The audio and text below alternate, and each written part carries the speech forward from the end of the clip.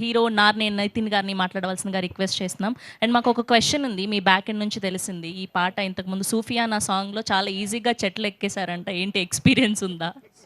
Experience ఏం లేదండి. చాలా కష్టపడి పైకెక్కాను. ఆ రోజు నాకు ఇంకా గుర్తు గూడా ఆల్‌మోస్ట్ ఒక 3, 4 అవర్స్ దానిపైన అలా ఉంచేశారు. దెబ్బకి కొన్ని రోజులు బన్నీ గారిలాగా సార్ నేను గూడా ఇలా పుష్పలాగా ఇలా నడిచాను సార్. సో, అది కష్టమైందే అండి. అదేమో అంత ఈజీగా ఏమి ఎక్కలేదు నేను. ఓకే. ప్లీజ్. థ్యాంక్స్ అండి అందరూ ఇక్కడికొచ్చినందుకు మా ఈవెంట్‌కి. Thank you very much. ఆహ్, మేము ఒక మంచి గోదావరి సినిమా తీసామండి. మంచి ఒక మంచి ఎంటర్‌టైనింగ్ సినిమా. ఈ సినిమాలో ఆహ్, మంచి ఫ్రెండ్‌షిప్ గురించి చెప్పబోతున్నాం.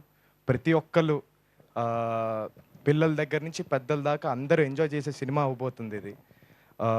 అందరికీ థ్యాంక్స్ చెప్పుకోవాలి. అంజు గారికి థ్యాంక్స్ చెప్పుకోవాలి.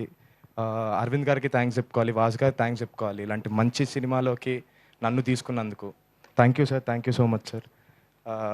అలానే మాకు మ్యూజిక్ ఇచ్చిన అజయ్ గారు, అలానే రామిర్యాల గారు ఇద్దరు చాలా బాగా ఇచ్చారండి పాటలు.